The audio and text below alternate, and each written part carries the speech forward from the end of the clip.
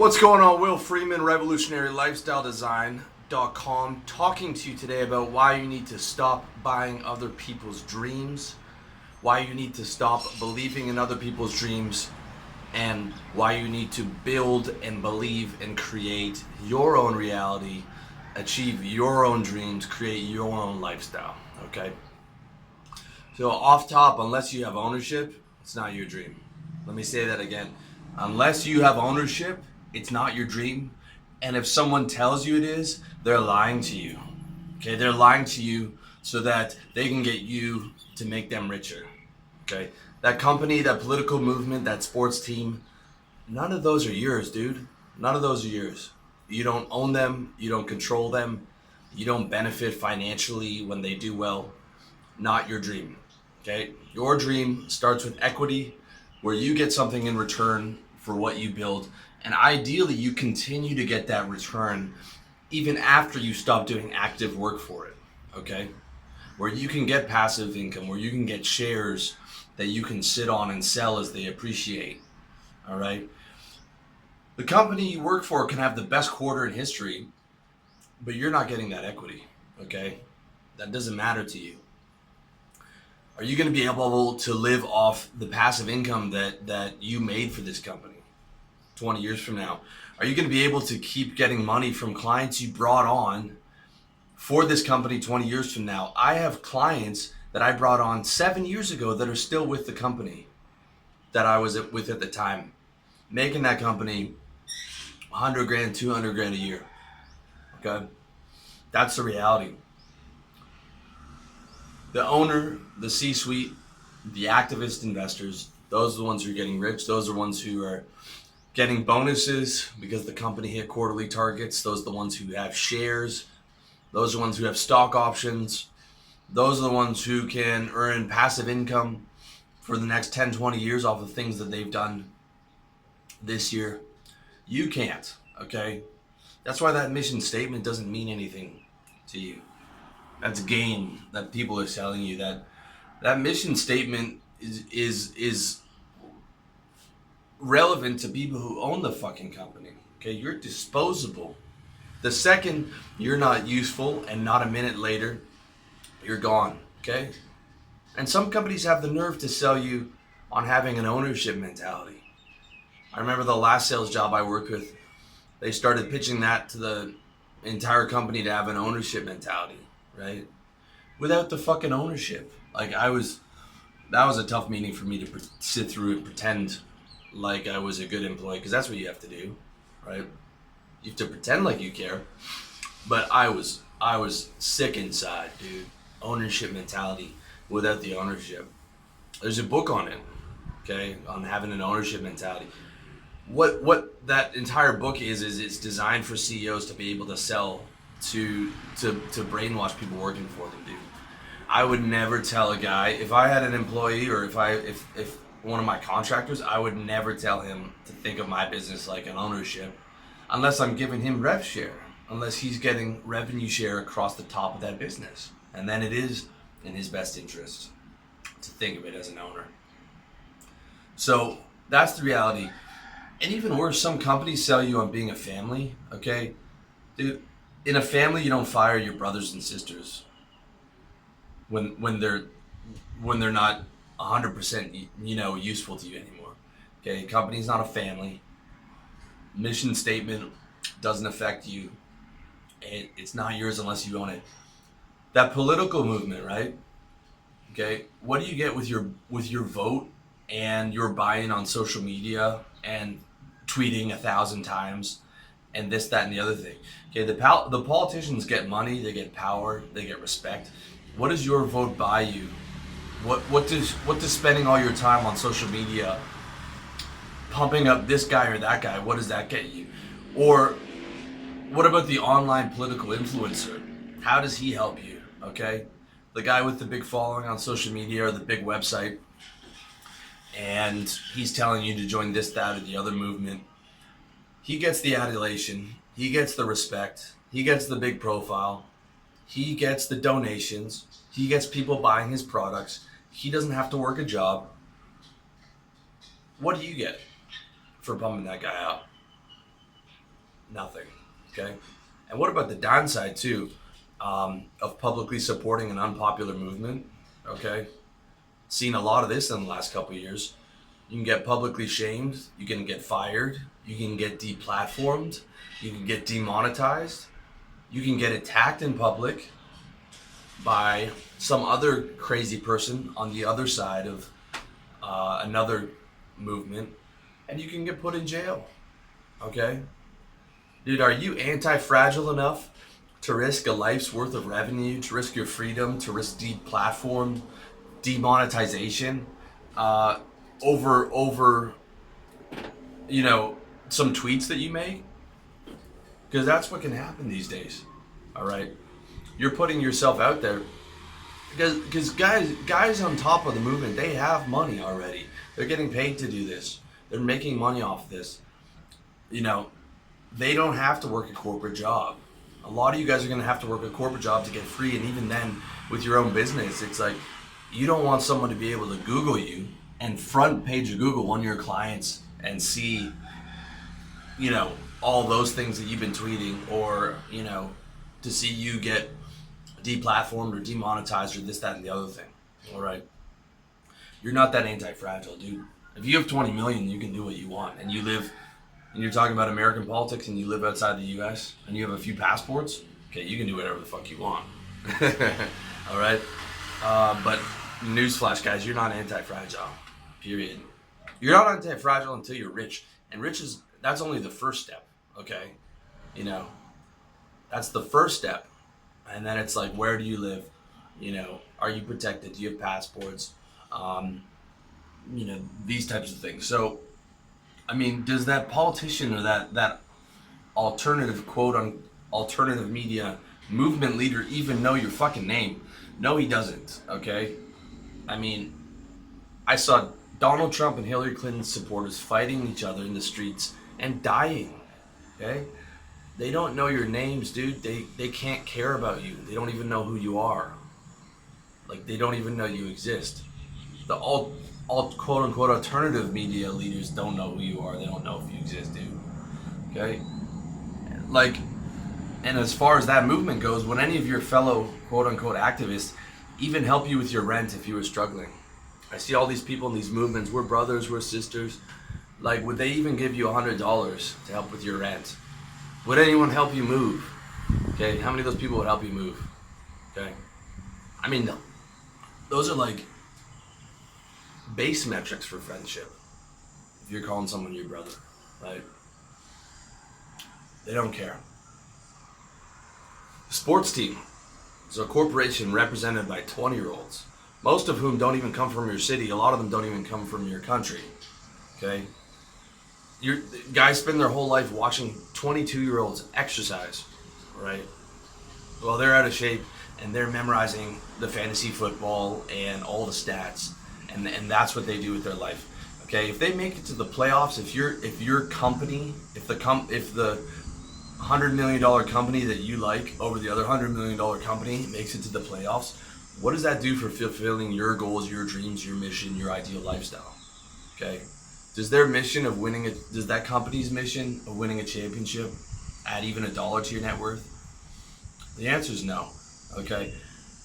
Are you that comfortable in your life to be able to give mind share to other people's missions? To be able to give time, energy, effort, that precious free time that you have to other people's missions? Do you have your mission that much on lockdown? Are you that rich?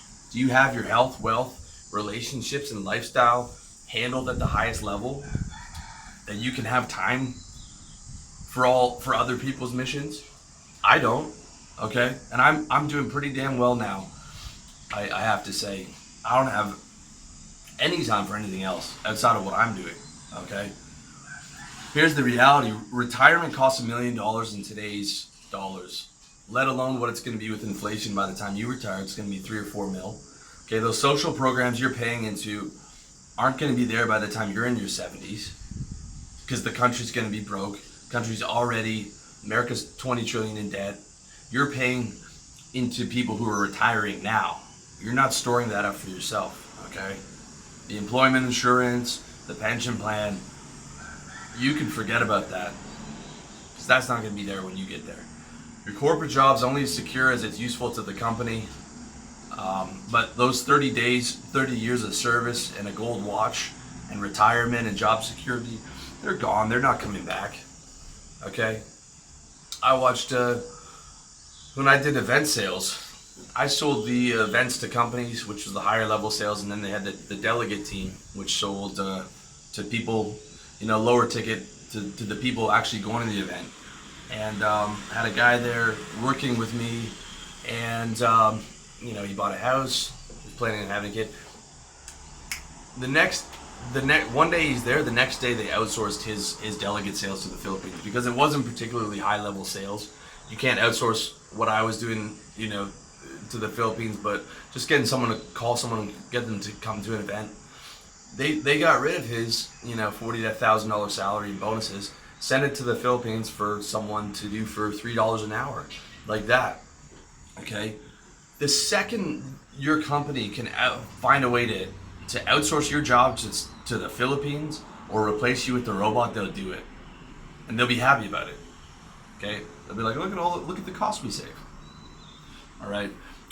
Worked for another company that got a bunch of VC funding, hired a ton of staff, hired a ton of salespeople for about 6 months, got the staff to bring on a bunch of clients, then fired 90% of them, and took all those clients that they got and just handed them off consolidated them to the 10% that were left over, and their job was just to manage the clients into the next round of VC funding. I mean, brutal stuff. As if they don't care about the people that work for them, because they don't. Not all companies. Some small and mid-sized companies, you'll have a good owner. But even then, dude, if you're not making money for him, if you're not useful, you're gone. A legit owner will tell you that. A legit owner will tell you the truth. Okay. Not only that, automation's coming. I bet 30% of the jobs you have today are not going to exist 30 years from now. Especially stuff like, tech. We're not going to have janitors 30 years from now. Robots are going to do all that stuff, dude. I mean, it's going to get really crazy. So, that's what you got to look forward to in the future. Biggest revolution of all time is this internet revolution, dude. Okay? Exponentially fast. Things are changing so quickly. I mean, dude, you need to be on top of this 100%. Okay? 100%. And now, look, in our economy, we have major structural problems. Personal debt is at all-time highs. Okay? Crippling many people, personal savings is at all-time lows. Many people, maybe you, living paycheck to paycheck. Debt is crippling people. Middle class is dying. Okay? It's migrating to Asia. All right? You do not have the luxury of buying into other people's dreams.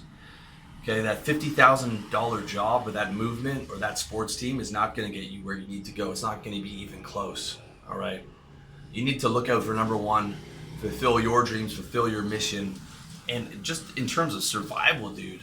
Like you need to get out of that debt. You need to get out of paycheck to paycheck.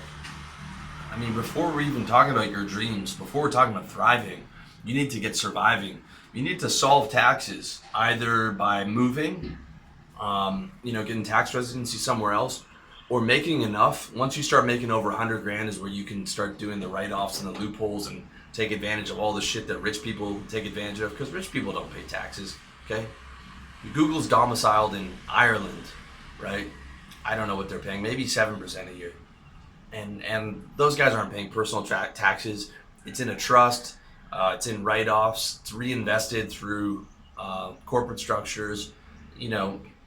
Rich people don't pay taxes because they know they have to solve that. Okay, you can't get rich paying 40% a year.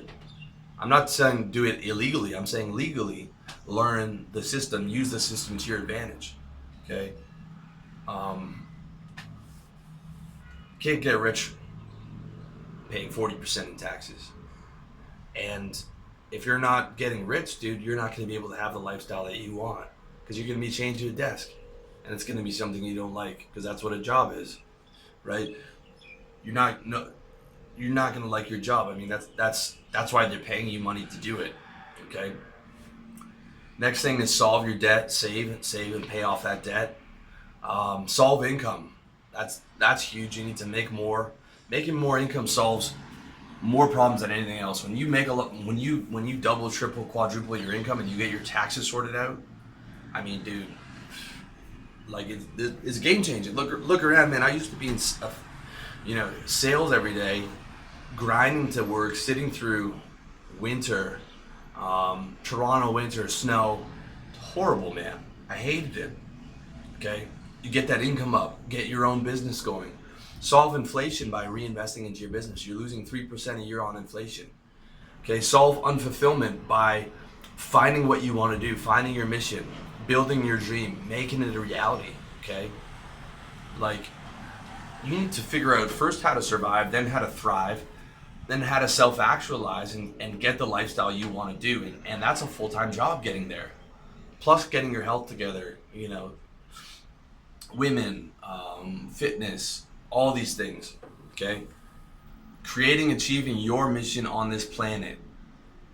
I'm talking about getting control of revenue where you can't be fired. I'm talking about being an entrepreneur who can pivot in and out of trends. So automation, none of that matters to you because you're not defined by your skill set of like what you can do as a job.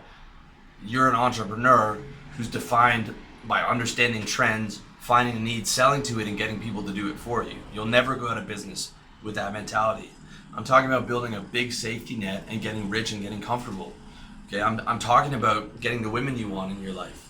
I'm talking about getting healthy, getting good food, getting the physique that you want. I'm talking about building up a network of people who actually care about you, who actually would help you, okay? As opposed to, people who pretend that they care on Facebook or that you're part of a movement or your colleagues at work. When you quit a job, how many of those colleagues do you keep in touch with? I don't keep in touch with any. Not one person that I worked with. Can't imagine how much time I spend with them, okay? All the stuff that I just talked about, that's a full-time job. You don't have time to be LARPing as a fucking Twitter activist, dude. You don't have time for that, okay? You don't have time to be spending all your time on fantasy football and being upset when your team loses. And you're coming into work upset. You're spending your free time that you could be doing a business on at fantasy football, making those guys' dreams come true. Okay? You don't have time to be believing in your company's mission, who can fire you at the drop of the hat. And no matter how much more money they make, that doesn't affect your bottom line. It's like, dude, they're holding company meetings and staff and they're excited about all these milestones. Of course they're excited, dude. That guy's taking millions of dollars out of the company. How can you be excited about anything when you're making 45, 50 grand and 20 grand's going to taxes and unemployment and pensions and shit that you're not even gonna fucking see by the time you retire? Like, you should be pissed off about, like, if you're just starting to figure this stuff out now, you should be pissed off, okay? Because people are lying to you. You're being sold dreams, dude. You're being sold dreams since school. That you're gonna be a good boy, go to school, do all the right things. And that just prepared you, like, for the corporate world of doing what you're told, being a good boy, and you're gonna be taken care of. You do the right thing, you're gonna be taken care of. You're not gonna be taken care of, man. You're not gonna be taken care of. All right? You have to take care of yourself. You have to go out and take it yourself. You have to take everything yourself, man. You can't rely on other people's dreams. You know, when you're relying on their mission and their dream, they're getting rich and you're getting their table scraps. Okay? Like, never gonna be able to live your dream that way. And dude, if you don't care about your dream and your mission, who the fuck else is gonna care about it for you? Okay? No one's gonna care about your interests as much as you are, all right? That's the reality. And the only game you play is your game with your mission where you make the rules. Otherwise, you're getting played, man. If you're playing someone else's game, you're getting played, okay? And all that stuff that I'm talking about, that's a lot of work. Everything that I'm saying that you need to do, that's a lot of work. That's total dedication to playing the game of life, all right? Total dedication. You don't have time for that other stuff. So that's the bad news. The good news is, despite all that bad news, today is the best time to be alive in human history. Not even a joke. That's why I look at these political guys. I'm like, you got to be kidding me, dude. You got to be kidding me. For the last 10,000 years, the vast majority of our ancestors were feudal level serf farmers doing back-breaking farm labor to eke out a terrible living. If you want to see what that looks like, come out here to Thailand, drive up to the countryside. Okay, you're gonna see people with those big hats, working all day, 12 hours a day, doing back-breaking labor to farm rice for $100 a month to live in what's basically a shack in the beating, sweltering hot sun. And they don't complain about it at all because they're tough as nails. And believe me, I respect them. But I'm saying that's what most of our ancestors' reality was like. Okay, you got to be kidding me to be complaining about how things are today. You can work from anywhere. You can build anything. You can get online money. You can travel anywhere. You can own and operate your business from anywhere. You have unlimited social mobility. Okay, you can start from nothing and become a billionaire. You have access to incredible, insane technology like the smartphone I'm talking to you on. You have incredible healthcare our ancestors could only dream about. I mean, the stuff we have now that we shake our, oh, my phone's not perfect. The King of England 100 years from now would have killed thousands of people just to get his hands on a smartphone with internet. Okay, incredibly lucky. Absolutely the best time to be alive in human history. And you have the internet, the greatest equalizer known to man. If you don't like your life, you literally have all the information, most of it for free, that all you have to do is type in and search, and you can figure it out, how to solve your problems. It's absolutely incredible, okay? And if you're one of these guys that wants to help people, and that's why you're into politics, it's like, dude, you can't help anyone when you're fucking poor. When you're making your 40 grand and your room's a mess, okay? And you're paying taxes and CPP and EI, you're useless to people. You can't even help yourself. That's the reality. You're one paycheck away from going on the streets or borrowing off mom and dad or borrowing off somebody, okay? If you want to help people, you actually can when you help yourself. If you get up to 6 figures, you can tithe 10%, that's 10 grand a year. If you get up to 7 figures, okay, and you want to tithe 10%, that's 100 grand a year you can give to people to help them, all right? At that point, right, you can really help the people that you're giving. I'm not talking about charities. I'm not talking about wasting money by giving it to a charity where 90% of the money you give to a charity goes to the management team. I'm talking about like you can actually help people. And if you're going to help people, man, help the people around you. Help the people in your network first. Don't send that money off to Africa where you don't know where it's going. It's like, dude, if you're giving money away, are all your friends, is your tribe taken care of? Are all those guys doing well? Could you not give it to them first, right? I'm saying, like, you got to think about all this stuff. Even a charity is someone else's mission. It's like, if I'm going to give money, I'm gonna give it to you guys because you guys are supporting my mission, by buying those products. Okay. So now look, I'm not saying you can't work for someone right now to get your income up. I did that. Just don't believe their mission is your mission. And if you have an ethical employer, he'll tell you that, okay? He'll tell you the truth straight up. I had one good manager, to be exact. My man Zach, who I'm still friends with, back when I was in sales. This was probably a decade ago. And he told me, he's like, he would just tell us, he's like, okay, so you guys are 3 bad months away from getting fired at any time. That's what head office determines. If I have to fire you, I'll give you a good reference. He's like, head office needs you to do these many new clients or you're fired. You need to have this sort of demeanor and do these certain things or you're fired. You're disposable. And if you want to quit at any time, I understand, and I'll give you a good reference. And I was just like, awesome, man. This guy's just real talk. Because most of the time in sales, you got a room full of salesmen, guys who are professionals, and then the manager comes out and he tries to sell you. And everyone in the room is like, what a fucking douche, right? You lose total respect for that guy. The guy who just tells you the truth, right? I'm like, oh, great. This guy's not going to lie to me, okay? Right? He's not going to sell me on that bullshit company mission, all right? And if you have employees of your own or contractors, tell them the truth. That's it, okay? Don't buy into other people's dreams, but but don't sell your dream under the false banner of collectivism. Like if I take on contractors, I'm gonna be like, all right, dude, here's what I'm paying you per month. Here's what you can expect to earn. Here's what you have to do. And I appreciate you working with me, but I'm not going to tell him that ROD is like his mission.